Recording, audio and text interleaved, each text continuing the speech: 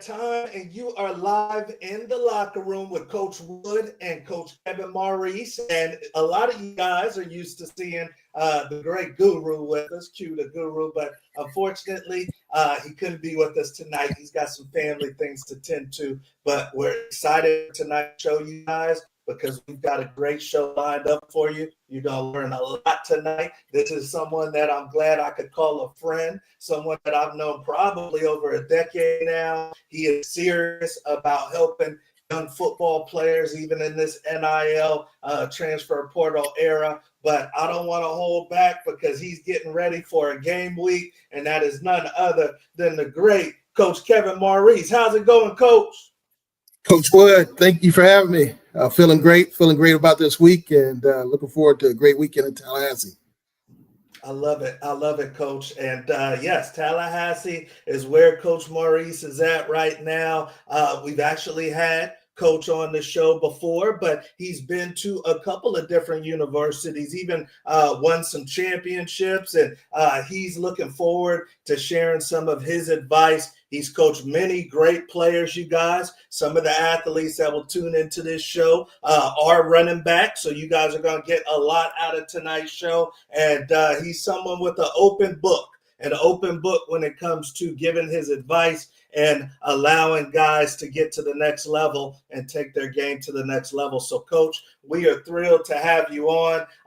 Let's get into it. I mean, the first topic is right there on the bottom ticker, Coach, and it's the drive to coach. You've been doing it for a while, and you've been to some different universities. What still gets you up about going and coaching these young men?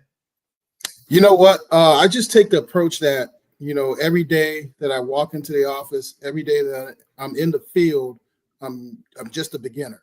I always have the beginner mindset because I always learn something new. And also, I just want to use my platform as a coach to serve my larger purpose. It took a coach to change my life growing up in Miami, Florida. And that resonated into me, just starting off as a high school football coach and getting the opportunity to serve in a Division I platform. And also, I have a daughter, and but she's 19 years old. She goes to the University of Illinois. And you know what? I spend more time with my players than I actually do with my daughter, but I've changed so many lives over the course of, 19 years. So, just using that platform to serve my larger purpose and essentially, just being there for those guys in the time of need and going through the day-by-day process, that gets me excited. Evaluating film of different prospects, evaluating film of the upcoming opponents, interacting with my fellow staff. That's what drives me every day. And then just learning something new, keeping an open mind. I love it, Coach, and that's why we want to bring you on because you're so passionate about what you do. Do you find it harder to game plan as a player back in your day or to game plan as a coach today? You know what? As a player, I thought I had some good coaches who try to relay as much information as possible to me. And basically, as a coach, I try to mimic that, in terms of having access to information and relaying it to our players. I would say from a coaching standpoint, just understanding the game from a different spectrum. I think it's a little bit more, I would say, just to keep it simple, a little bit more fun from that end of it. And then just to see the end result, and just developing the players and, just showing them different schemes and showing them things I probably didn't learn when I was a player. From going to different clinics or interacting with different coaches. That's big. Yeah, the game has definitely changed today. So, and we're going to get into that too tonight. So if you're just joining us, thank you for joining us. I'm your host, Coach Terrence Wood. The Guru is out tonight, but he'll be back next week. But we got Coach Maurice to ourselves on a game week, ready to give you guys some sauce. So I'm excited about tonight, you guys. This topic, Coach, I really wanted to get into, and it's the early running back contributor. A lot of guys come out of high school. They come out of JC. You were a running back yourself, and they're not ready to hit the field right away. They think it's just about long touchdowns, and it's not. what holds back young running backs from hitting the field early, in your opinion? Yeah, I would say the sense of urgency, meaning it's a series of things. College coaches, they're looking for self starters, right? They're looking for guys they don't have to chase after or tell them what to do over and over again. And I feel like the guys who show that they're self starters or have a sense of urgency on everything that they do. I'm talking about if a coach gives you an assignment, you get it done in ample time. If a coach tells you to go from drill to drill and you're running from drill to drill, you're going to get noticed. If a coach asks you to play special team scouts and then you hustle your butt off and then he asks you to run down kickoff, on the kickoff team and you hustle your butt off, I mean, you're going to show some type of value, and eventually that will lead to that coach trusting you on different situations. Like, let's just say, hey, getting you into the backfield rotation. And basically, when you're in the rotation, you got to prepare yourself as if you're a starter. And because you just never know who's going to go down. If one or two running backs go down, shoot, your name is up now, and you got to just be ready. I just think having the sense of urgency, and that comes down to a couple things too, like hey, getting in shape, right? Being in shape when you report to camp, right? And It's it different shows, than high school shape. no doubt. There's no doubt about it. But I really think the sense of urgency to learn the playbook, the sense of urgency when you get on the field, the sense of urgency when a coach gives you an assignment. It's really simple, but sometimes simple is not easy. Wow, that's perfect right there, Coach. And you young athletes that are listening, this is someone that's coaching in live games this weekend, and he cannot play around with who he puts on the field, you guys. So if you're a young back and you want to get on the field, Coach Maurice is telling you the blueprint right there. Be ready, know your playbook. If they put you in on special teams, make something happen, and that will show them that you're ready to roll. So I appreciate you sharing that, Coach. The next topic I wanted to get to, Coach, is at my alma mater, Colorado, and unfortunately they took a pretty big butt whooping this past weekend to Utah. And after the game is the thing, Coach, that caught my attention. And Coach Prime said, we're better than this. But he also said that he's feeling a certain way about the culture of football today in college. And he said, Coach, that he thinks it's a little bit more about how much money can I make and how big my chain is and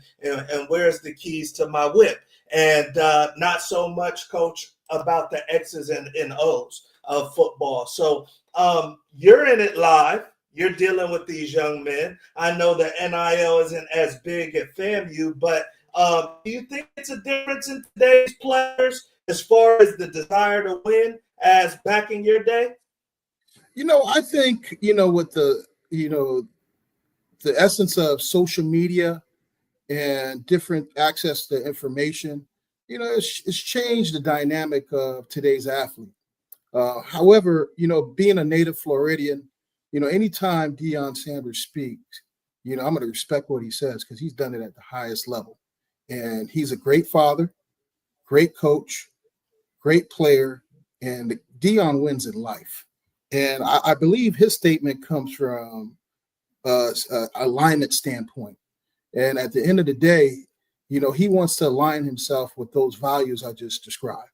And if you want to be a great father, if you want to be a champion, if you want to play in the NFL, all right, you want to be a great player, that's what he is looking for, and that's where he relates to. Like those are the type of people he relates to. Now, the people that he describes that, they want the bag or they want the cars and all that those guys don't align with him because he has those core values that makes him who he is today. And I can say that about a lot of coaches, including myself. We share those same values. Now, I would say today there's a lot of athletes outside of the few number of athletes that want the bag and they want the money that they're not really playing for the bag, right? They have different motivations. Some guys want an education. Some guys want to take their hopeless situation and make it better. or some of those guys, there's a coach that they can relate to on their staff that's keeping them motivated over and over again. But I really believe, what Deion Sanders is saying is, there's some guys out there that don't align with his values, and I believe it's true. Yeah. No. Is that harder to recruit and figure out during the recruiting process, Coach, today? I've been doing it for such a long time, and I always tell people there's three things that I look for in an athlete. I'm looking for a self-starter, like we just described, and then I'm looking for a high achiever. And what I mean by high achiever, when I put in your huddle film, when I watch your film, obviously I'm going to see a Division I athlete, but I want to know what kind of high achievements you have achieved outside of the field. Are you involved in community service?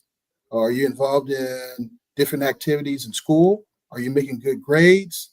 If I ask a janitor in the school about you, what is he going to say about you? And the last thing I look for is a guy that wants to play, at our university at FAMU. All right. And because at the end of the day, when you wear our uniform, it's going to mean something to you. And those are the guys, that I look for.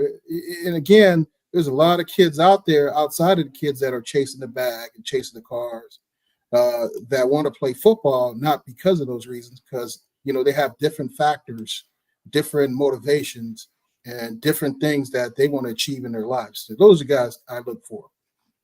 Wow, that's perfect. And that's why a lot of you guys want to play for somebody like Coach Maurice, because it's bigger than all of the side stuff. He wants to get you better as a player and take your game to the next level. And I appreciate that, Coach. I see the great Coach Munoz joining us. What's going on? Greetings from San Antonio. And his son is one to watch coming up as well, young Marco. So thank you for joining us, Coach Munoz, and love you. But hey, who wants to play at FAMU? Matter of fact, Coach, I got some kids that want to play for you, but we'll talk off the air about that. But let's get to our next topic, and this is going down real time, Coach. I mean, I'm sure that you're watching all of the transactions going on with the college coaches, and you can't help but notice some big time programs currently without a head coach.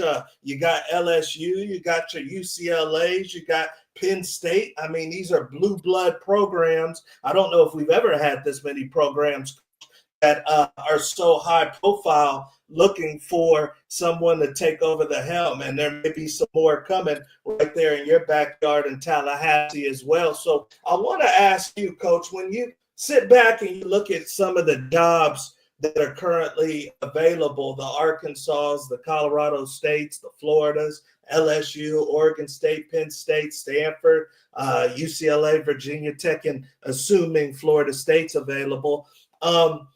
You're in the coaching world, so you know a little bit more of the ins and outs, the boosters, the support, everything that goes with these programs. Just looking at this list, Coach, which one would you say is maybe the cleanest path or the easiest path to get to the top of college football when you look at some of the open jobs that are currently available?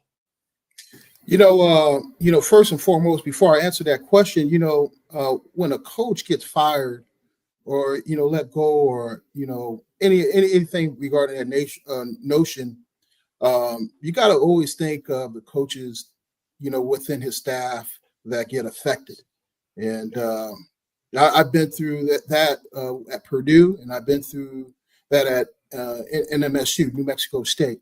So I always feel, for the coaching staff, the people that were loyal to that particular head coach and who made the sacrifices, with the head coach and their family, no doubt to go into that venture.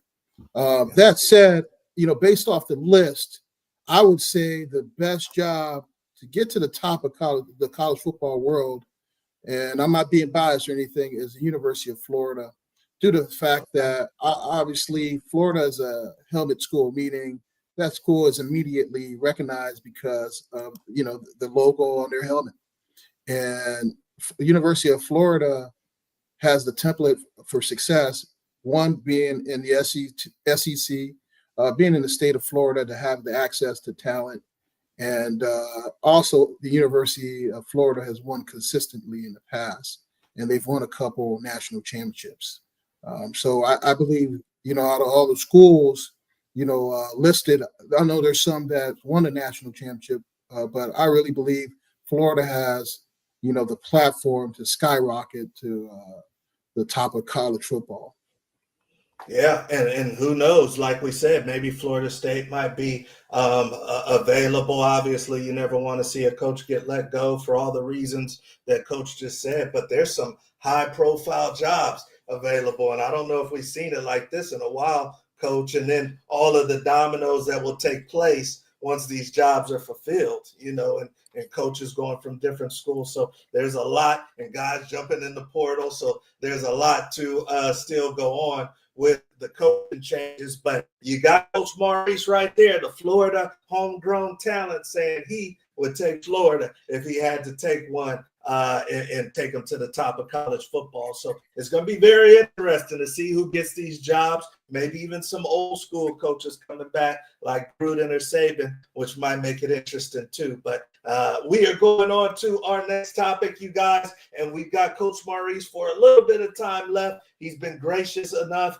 to take his time away from his game planning and give it to you guys here in the locker room. So we are truly appreciative of Coach. And a lot of you young athletes may want to play for this man too. So make sure you pay attention. Coach, this is what I wanted to talk to you about because you're a former back, so you toted the rock a few times throughout Little League, high school, and college. You played at UTEP. And when you look at guys like Saquon Barkley, when you look at the Derrick Henrys of the world, the Jahmyr Gibbs, these guys have had a lot of carries, Coach, in their lifespan. And I wanted to ask you, because at the major college level and at the pro level, these guys are getting paid. So it's literally their job. But when you think of, Coach, the high school kid, that's a superstar. He's getting maybe 25 carries this game. The next game to beat the rival, he's got 35 carries. He's maybe going to college, but he's getting a lot of wear and tear. As a parent, put on the parent hat, do I need to be paying attention to that, Coach? Or is it something where it's like, hey, if he's getting up the rock, let's roll? As a parent, I wear my parent hat. I would say just be happy that your son is getting an opportunity to yield touches, right? To give an opportunity to carry the football. And I always tell, parents, I know they get concerned about wear and tear, or exposure to hits or anything of that nature. But I really believe that the more reps you get, the better you get. I always say your repetition is your reputation, and your reputation is based off of the reputation you're getting. So the more carries you get, the more opportunities you get to showcase and get more exposure, for yourself. I can only speak for myself and my experience. I remember when I played Little League, I played offensive line. I didn't play running back, or I played in the defensive line. And I had to develop, and I had to get myself to a point to become, a Division I running back. And it took time. And I always said, like, hey, if I'd have got those carries back in Little League, there's no telling, what I would have been, but for the most part, I really believe, like, hey, if your child is getting the opportunity from Little League or high school, I won't be concerned about the wear and tear, because you know what? There's a kid behind your kid that wishes he gets all the carries or wishes he gets an opportunity that your kid is getting. If I'm a parent, the number one thing I would really govern or watch is, the people that are fostering the growth of my child. I would establish a relationship with them, and I think that's important more than anything. And just trust the coaching and trust them that they're going to make sure that, your son achieves all their goals, and, just have mutual respect for, what that coach does and the sacrifices he makes in order to get your son to where he wants to get to. So that's the vantage point I would take. That's the approach I would take.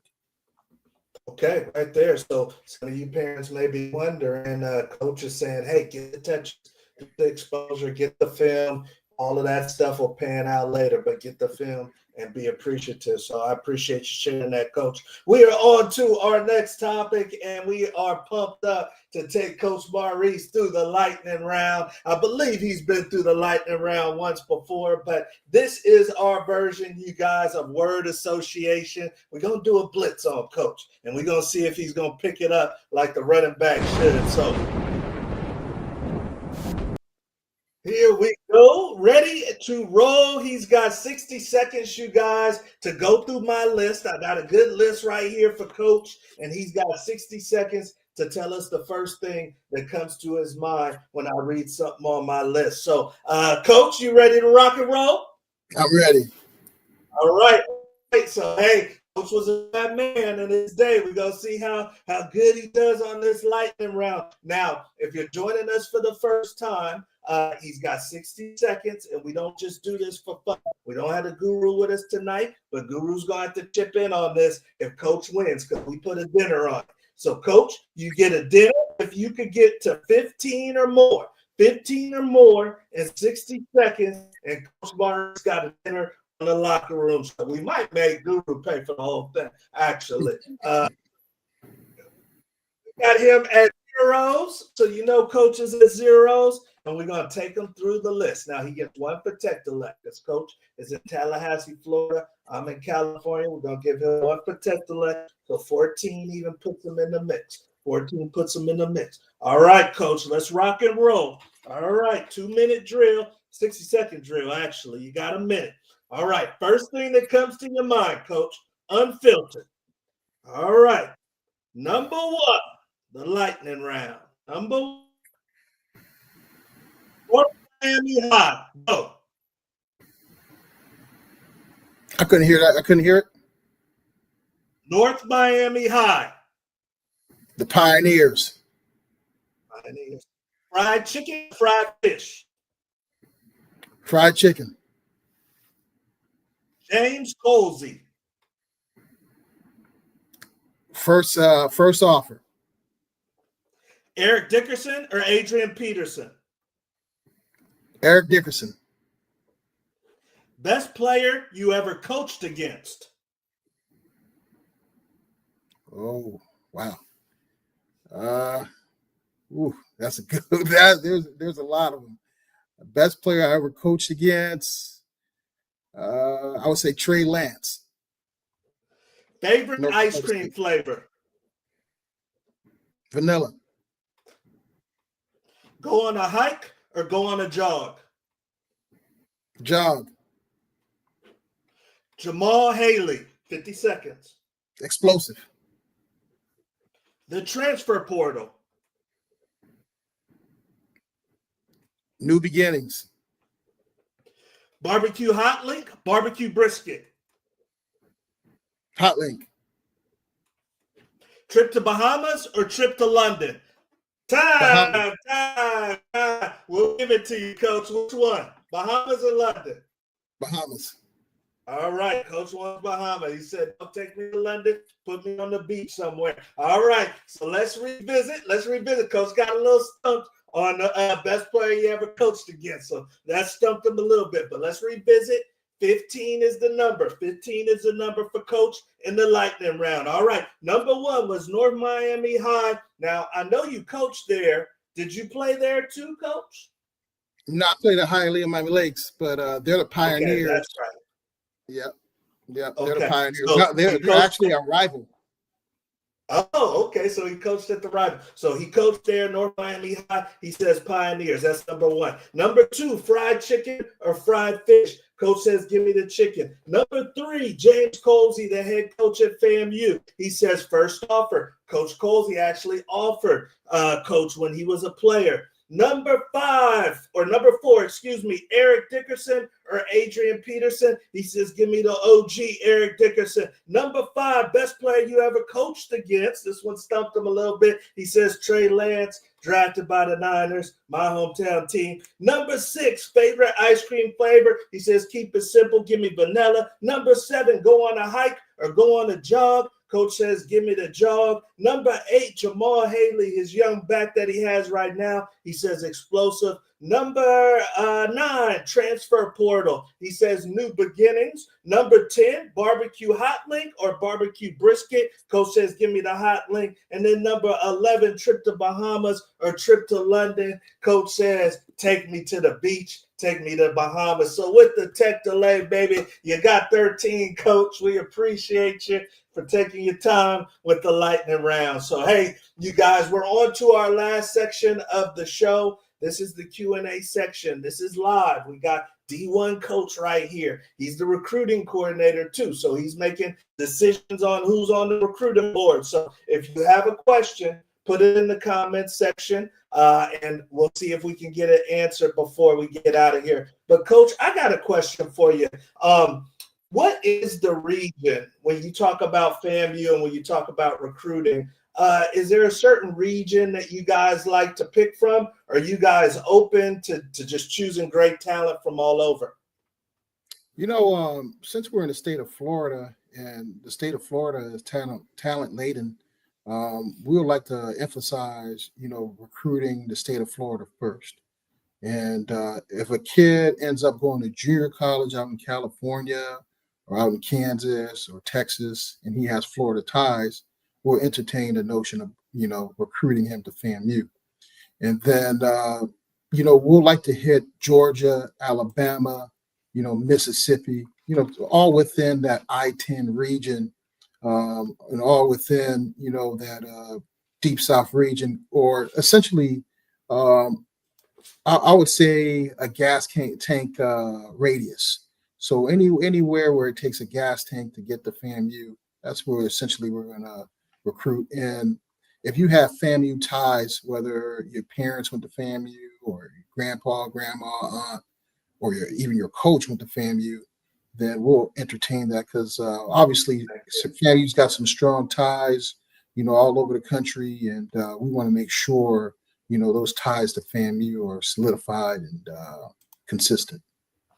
I love it, Coach. I love it. Before I let you go, there's some dogs out there. I don't know what your recruiting situation was like when you were coming out through your young ranks, but there's some dogs out there that don't have anything right now, and they can play. What would be your advice to them or maybe their parent? Is it too late for them to find a home? What maybe that young man that's looking tonight, he already did his push-ups and sit-ups, Coach. What would you say to that young man? I would say for a young man who is a dog, and I see him every day, who feels like they're not getting an opportunity or they're being overlooked, I would tell that young man to be patient. I would tell his parents to be patient, and I would say for them to keep their options open. Meaning, I see a lot of kids that have a D1 or bus mentality, and that shouldn't necessarily be the case. There is football opportunities from all levels of football. The NAIA, you got junior college opportunities, you got Division I, you got Division II, and you got Division I broken up into subdivisions. You got FBS and FCS. But not everybody can play Division I football, and it's not necessarily because of talent. It's because a lot of opportunities are backlogged because of the transfer portal. We had backlog with COVID-19, and you got a lot of things going on roster wise. At these respective schools that are not opening up opportunities like we had opportunities back when we were playing. And so you got to keep your mind open. Because if you aspire to play at the next level, NFL, UFL, CFL, all these leagues that are out there, I mean, you got guys playing in Europe, they're going to find you no matter what school you go to. And I know you talked about, getting a lot of carries, getting a lot of reps. If you're getting a lot of carries or you're getting a lot of reps at a Division II or Division III school, NAIA school, and you're productive. Will you still take a look if it's lower than you? Yeah, absolutely. Okay. Yeah, absolutely. Like NFL scouts, and people at these leagues, they're looking for guys who are productive, and it's not necessarily about, the division that you're playing in college football. So I would say be patient. And then another thing too is, there's a lot of opportunities junior college wise. I went to junior college. I signed with FIU, and things didn't work out, so I went to junior college for 2 years and reopened my recruiting. And just you can go into junior college as a qualifier, do 1 year, and have an additional year of football film, and you might end up going to that Division I school or whatever respective school you're trying to go to. So I would say keep your options open, don't give up. And I always tell my players this, and I'll share this with everybody else: always do your best, knowing that things will change minute by minute. All right, don't get too high, don't get too low, but always do your best, because at the end of the day, you want to be able to look yourself in the mirror and be like, hey, you know what? What I done on the football field, what I did in the classroom, I did my best. All right. And I can look myself in the mirror and I have my dignity. And I really think if you have your heart in the right place, and like I said, you're a self-starter, high achiever, and you want to play in college football, you want to be involved, the right school at the right time at the right place is going to find you. Wow, I love it right there, you guys. So, hey, take it from Coach Maurice. Don't put your head in the dumps just because you don't have that D1 offer right now. Keep working your tail off. Have patience. Be willing to play somewhere where you can get your carries or you can get your reps at another position, and then that D1 opportunity may come your way. So that's big, Coach. Who you guys got this weekend? We play Jackson State. Ooh, big one. Big one. Oh, yeah. And that's our rival. And usually when we play Jackson State, it's for an opportunity to win a championship. And we love the opportunity. I know I love it as a coach, and I know our guys are excited for this weekend. So, and then to play a storied program like Jackson State, that puts icing on the cake too.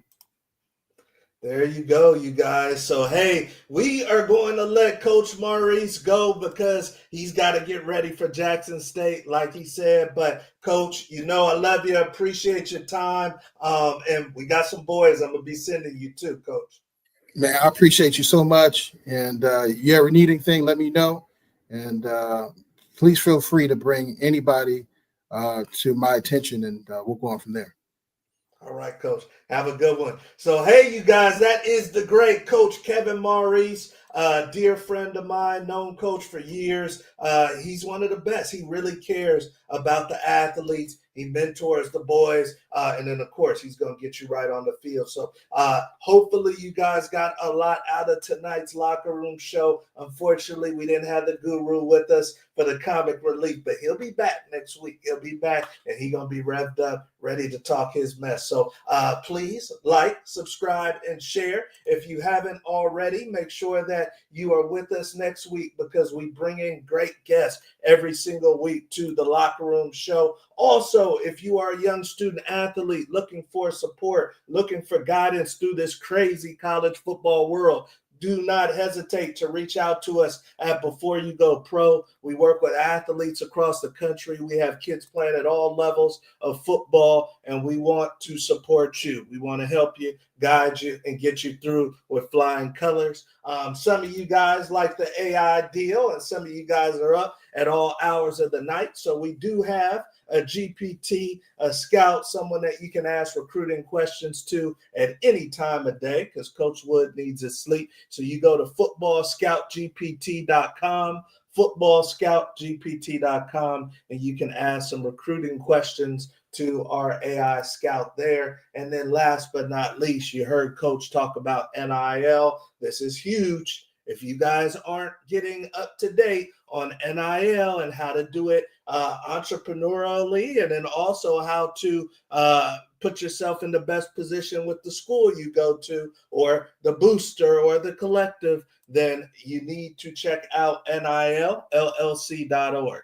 NILLLC.org, you guys, where you can get right with your NIL endeavors and make sure that you capitalize on this amazing opportunity. This is the best time ever to be a college student athlete. So make sure you capitalize on that. A lot of great sauce from Coach Maurice. So please run this one back. Please share it with your teammates, share it with your coach. We do this every single week, you guys. We bring in the best of the best. We bring in practitioners that are in the football arena, in the football space, geared towards serving you. So please make sure you like, subscribe, and share. I'm your host, Coach Wood. We'll see you next week, baby.